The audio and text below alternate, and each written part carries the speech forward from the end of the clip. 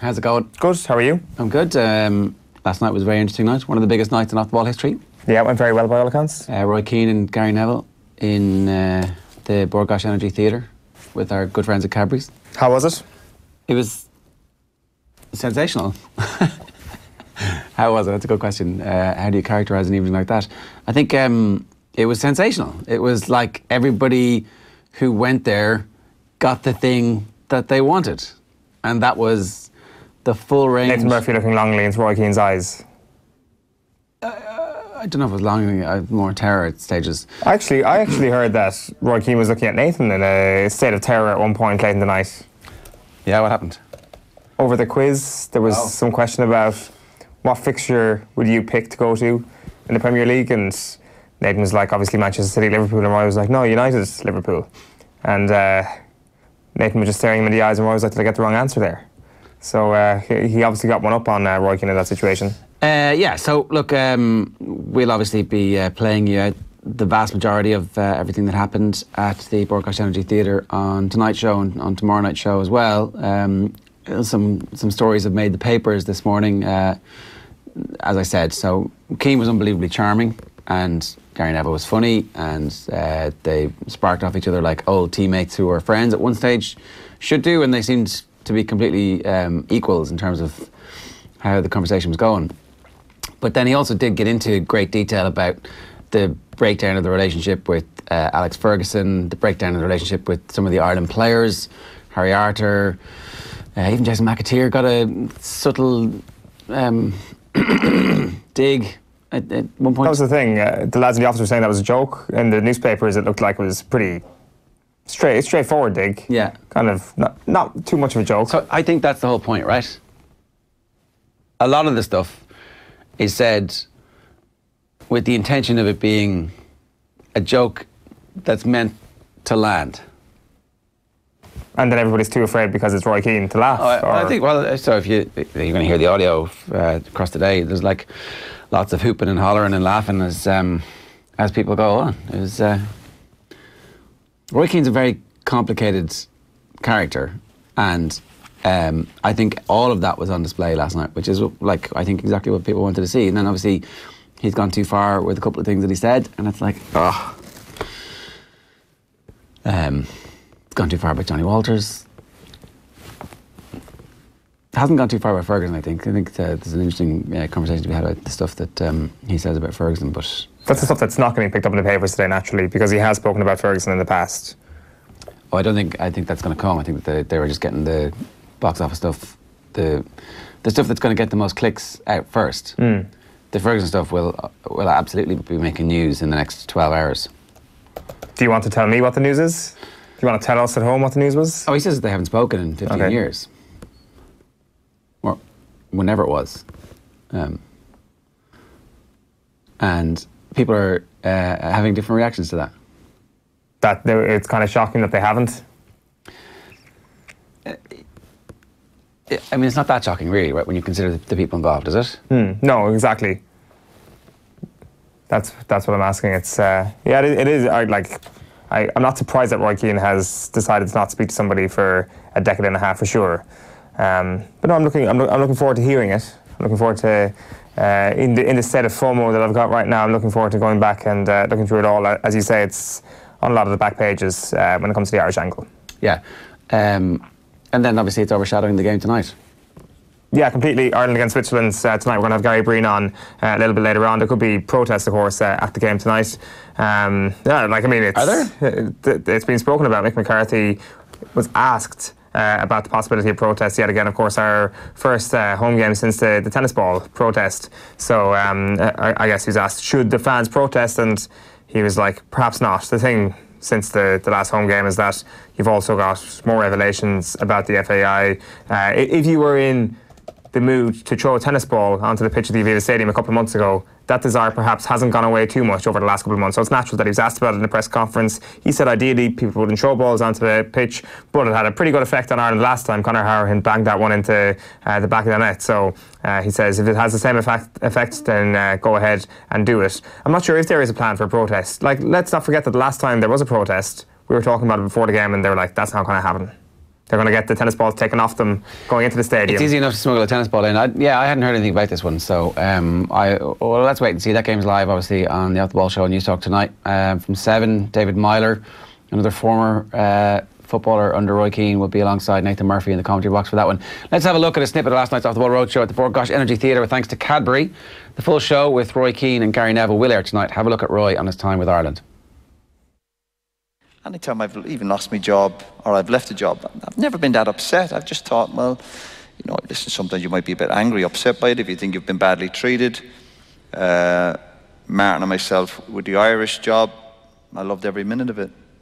And again, instead of kind of going, oh, I think we probably deserve, I do think we deserved another crack off it, but we had some brilliant years, and strange enough, people still said to me, oh, sorry, it kind of didn't work out with Ireland, and I go, well, it did. I thought it was brilliant. I thought we had 2 proper campaigns, we qualified, okay, we got to a playoff, and I think if every Irish manager had done that, Irish football would be in a decent place.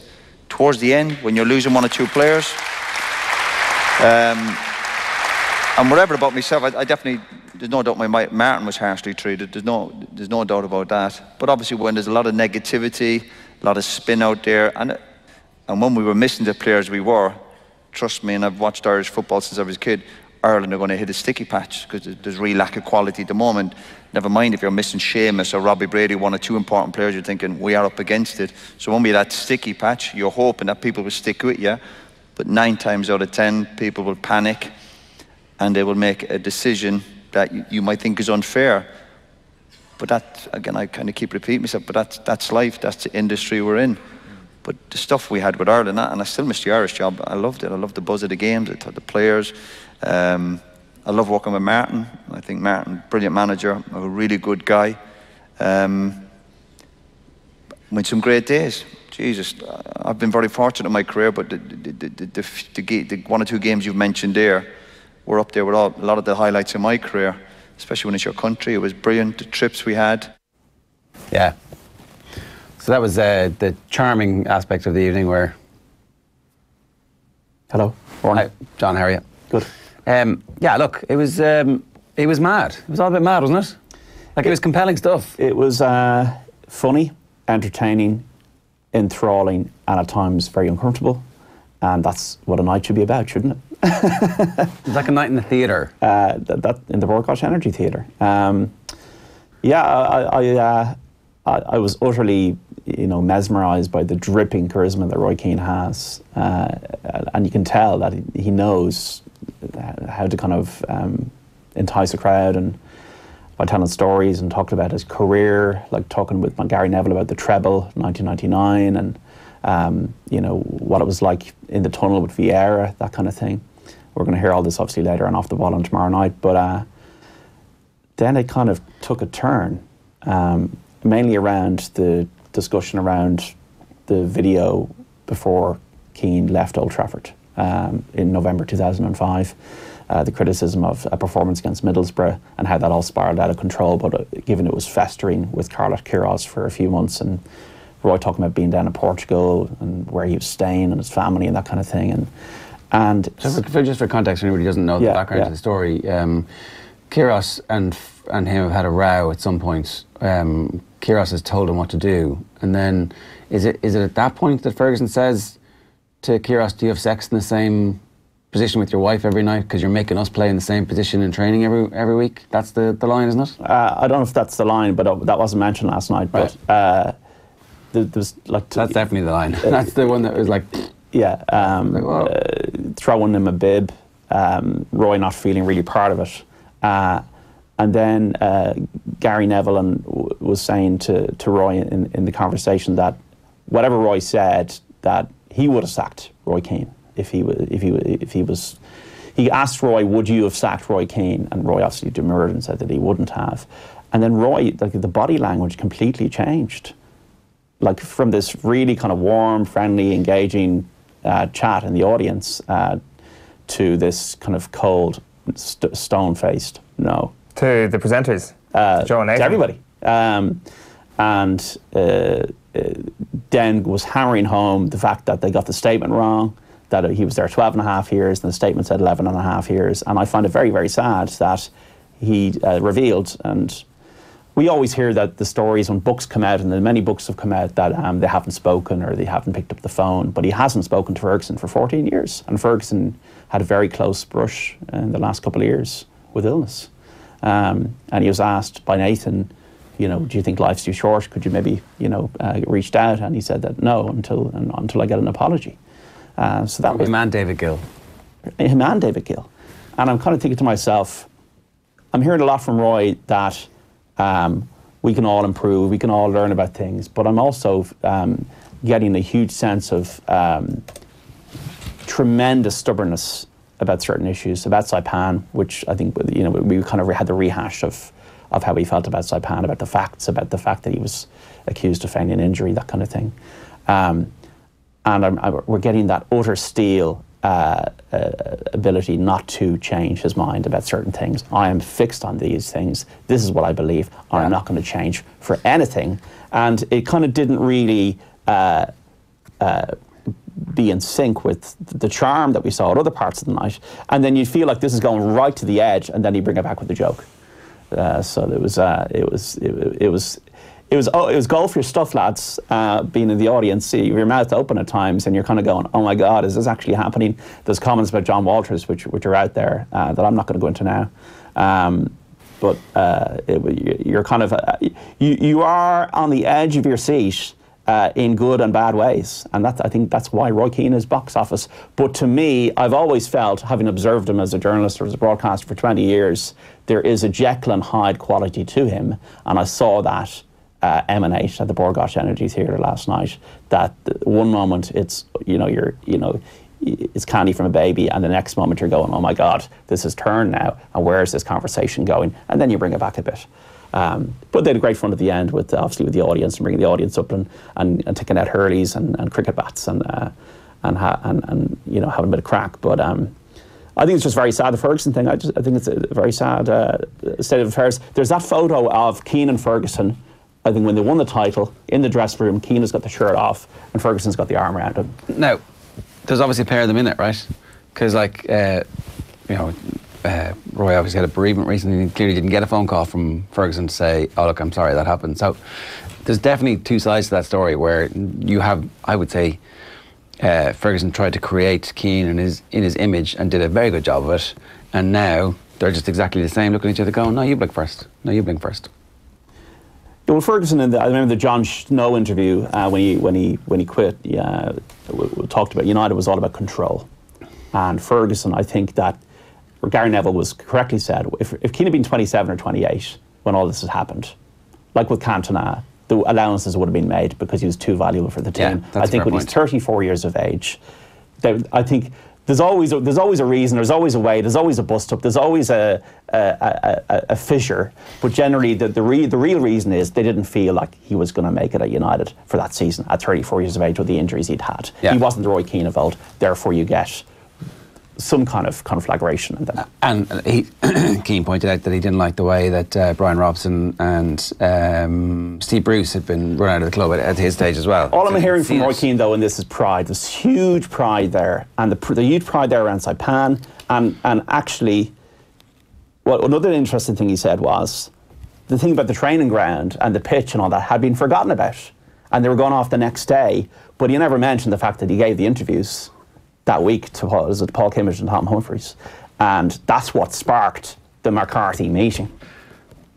You know, it didn't come out of nowhere that he just turned up with this newspaper. Are we relitigating Saipan on what is it, the 5th of September 2019? I'm happy to do it if everybody. Nobody else. If everybody out there wants us to do a 2-hour special on Saipan for the rest of the day, we'll do it. Right? I'm up for it.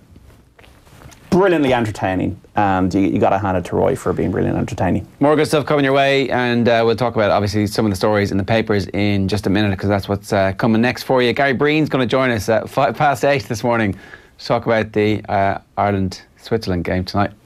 Promise we won't talk to him about Roy. We might talk to him about Roy. We might. We'll see. It's unlikely. Shot clock coming your way at 8:30 with Kieran Donaghy. More reaction to the latest news coming out of the Ireland camp at 9:05 ahead of the World Cup, which is not that far away now. When's our first game on? First game is the Sunday, 2 weeks. Sunday 2 weeks. So what date do you make that? The 22nd. Oh, and what is your Japanese song? Is it big in Japan? Yes, let's go with that. Or is it turning Japanese? I don't know. There's too many to pick from, John, quite frankly. Turning Japanese. You know what turning Japanese is about? No. You don't know turning I have no Japanese idea, no. Right. So let's not go with that one. Self-pleasuring song is about. Right, okay, let's definitely go with that one. Right, okay, let's bring in newspapers this morning. Things always take a turn here. You're such a filthy mind, Eoin Sheehan, filthy mind. Can't believe you brought all that up. So the Irish Times, not their lead this morning, but they're talking about Cian O'Sullivan being vital to successful Dublin game plan. And this is the statistical analysis piece from Eamon Donoghue. Kerry's score from play in the 2019 final and Kerry's misses from play. He's saying that Cian O'Sullivan could actually play a crucial role in trying to close down the various attack lines that Kerry have in the forwards. Yeah, he talks about last year's league game. It's interesting how the league keeps getting brought up, and we're all kind of reluctant to read too much into it, but they've actually had a fair old bearing in this rivalry, like in terms of what we've actually seen in the spring and how that translates into the summer, like 2016, that kind of came up a couple of times, and then it happened the last day as well. Like the last year's league game in 2018, Dublin hockeyed Kerry. They beat them by like 13 points or something like that, 12 points at least. I think Sean O'Shea got injured or something like that, but he talks about the role of Cian O'Sullivan that day, and really the more you read into it, the more you're like, Dublin will be absolutely bonkers to not start Cian O'Sullivan in this replay. Yeah. It just it allows... You're dropping though, there's a consensus that somehow Michael Darmacall is going to be punished for playing well. I don't think that's a good idea. I think that I thought he was good. He can be better off the bench though. He was breaking even at least, but like give him 50 minutes in an 80-minute game as opposed to 30 minutes in an 80-minute game, and I think that those 50 minutes will be more telling. I think if you're Dublin, you're going to be telling yourself, we've got 15 men from the very get-go here, no one's getting sent off. All right, John? No bookings this time. And then you say, we've got 15 men, we're going to go for it. Not like, oh, we're going to win it in the last 10 minutes, it's going to go all the way deep. It's like, let's kill these guys. Let's not give them an opportunity to get back in the game. Let's get 5 points up again and not have a man sent off. Yeah, like Eamon Donoghue makes a very valid point as well, though, that if you have a sweeper in that defence, it also allows the defenders to take a few more risks, that they know that they have that comfort blanket. Perhaps Johnny Cooper doesn't hold on to David Clifford's arm and is aggressive in a cleaner way, and that will allow for a better quality of defending across the back line, which seems like a weird thing to say considering the quality of defending I thought was actually excellent from Dublin at times, particularly in their full back line outside of Cooper. So I don't know, I think that every way you look at this, no matter who gets dropped or what the implications of the person who gets dropped is, I think Cian O'Sullivan has to start. Dublin have to play a sweeper. Sports Thursday, Ireland have a chance to gain crucial advantage. Manager knows even a draw will provide a platform to press for a top 2 spot. I don't think it will. I think that like we're going to regret drawing, especially when we had a Swiss journalist in with us yesterday who was a little bit anxious about Switzerland's chances.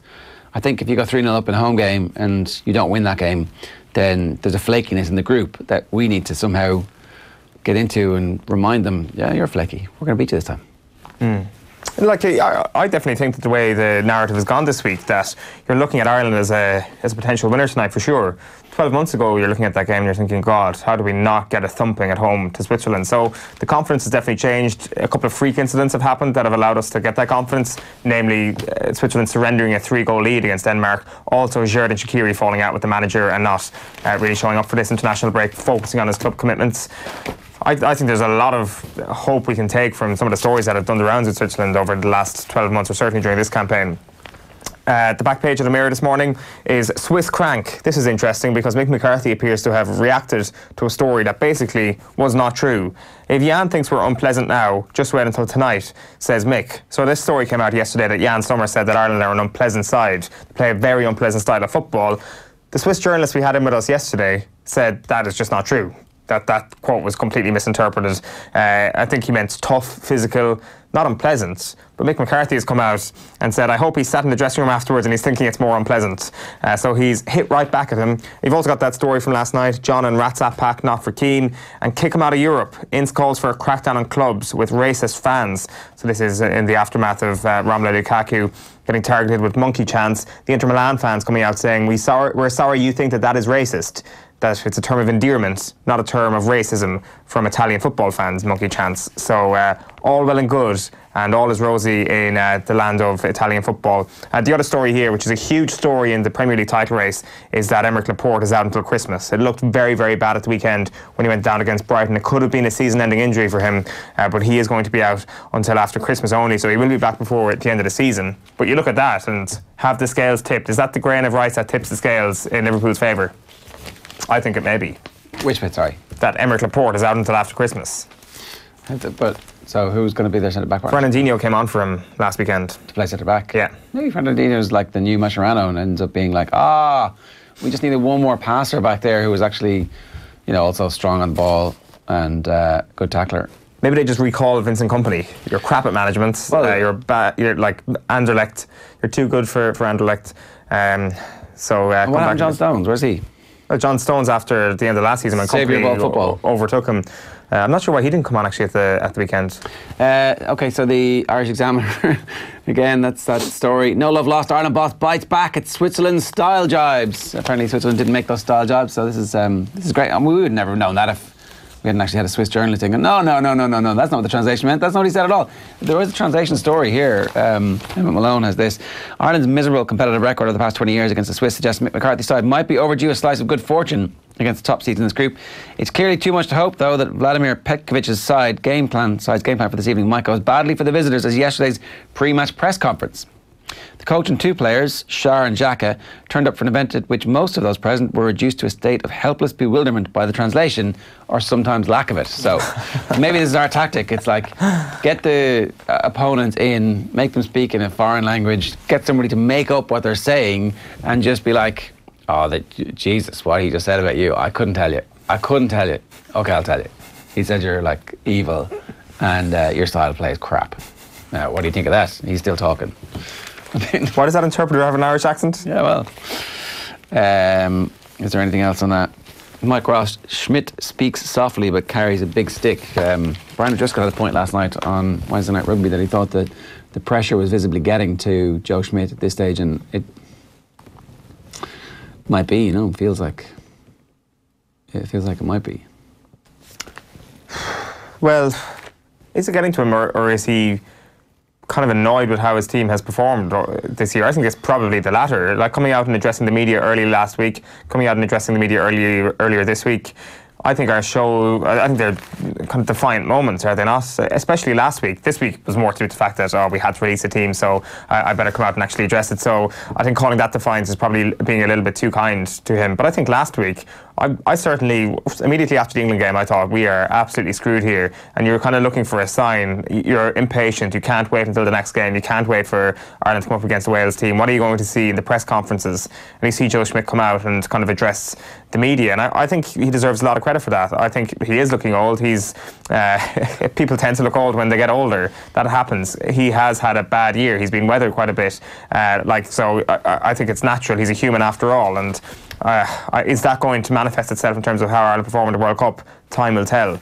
The back page of the Irish Independent is Keane Lash's Ireland Trio. That's from the Off the Ball Roadshow last night. Provincial series doing disservice to GEA, says Colm Collins. So he's doubled down on this. He's spoken about this before, I think, about how the provincial championships just really are holding us back, he says. They've long since outlined their usefulness, but for some reason there's no desire to grasp the nettle and make the necessary changes. If we keep going like this, we'll lose more players. I think Colm Collins wants something resembling a Champions League format for the overall GEA. They've got Kerry every single year for the last 6 years, and they've done brilliant. Like, outside of that, they've done well. They almost made it to the Super 8s this year. Navan beat them in a cracker in a round 4 qualifier, and yet every single year their Munster Championship is just pointless because they keep getting drawn against Kerry. Meath beat them in Navan, did they? You said Navan beat them. I said Meath beat them, sorry. Was it in Navan? I can't remember. It was. Sorry for kind of distilling Meath down to one town.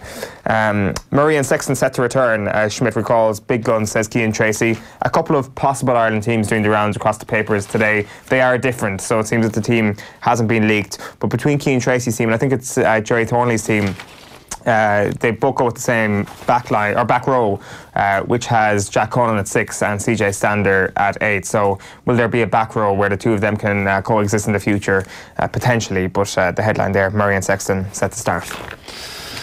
The Back page of the Irish Sun this morning, and it is Swiss Cross. Euro 2020 qualifier. Mick McCarthy has welcomed... I'm going to start this one again. Mick McCarthy has welcomed Switzerland to Pleasantville and insisted there is no shortage of aggression from them. Wow. You're no shrinking violets, are you, Switzerland? He said to a comment that didn't exist. Well, Mick McCarthy was making the point that aggression is the way most of the top teams play now. Liverpool are aggressive, Manchester City are aggressive, particularly without the ball. So, what are you pointing at Ireland's aggression for? I know, it's like exactly what you want from your team. And Gary in Deck Rage. Gary Neville has hit out Declan Rice and believes he should not be allowed to play for England. Rice, 20, won 3 senior caps for Ireland, but jumped ship to line out for the country of his birth before playing in a competitive international with the boys in green.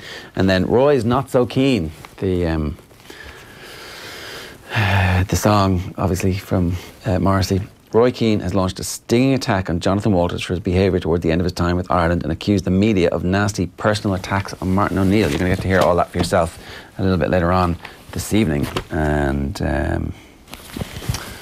the Racing Post, Sir Dragonet can bounce back in Ledger, says excited O'Brien. St. Ledger market mover Sir Dragonet is expected to take a significant step forward from last month's disappointing defeat at the Curragh, according to trainer Aidan O'Brien, who will also turn to the well-fancied Il Paradiso in his bid to win a 7th Doncaster Classic.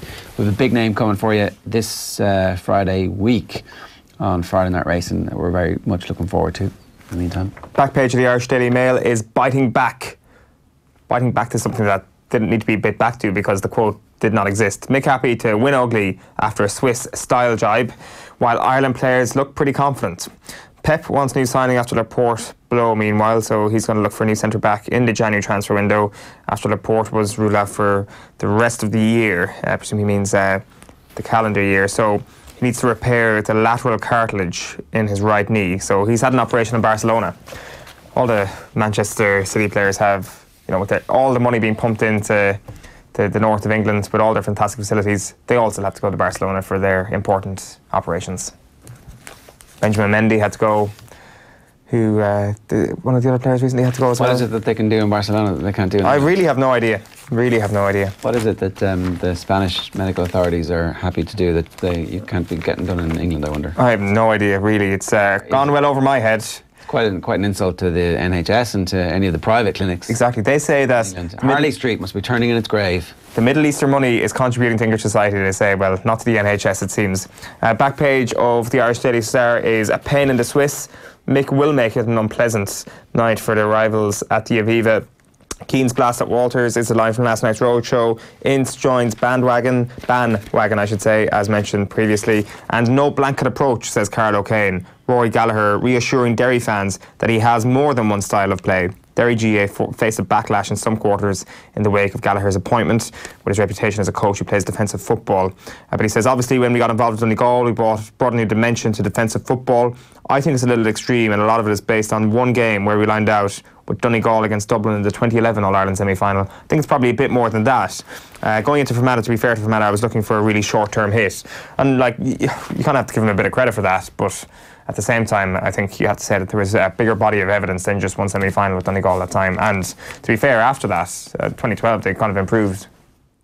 This is Roy Gallagher talking about Donegal's defensive style. Yeah, I mean, Donegal's defensive style was massively attached to a couple of performances where there was a very defensive style, but their cornerbacks were up attacking. They were one of the first teams we actually saw. So Frank McGlynn played cornerback in some of those games and ended up in left half and left corner forward in attacking situations. So there was a creation of a system which was a counter-attack.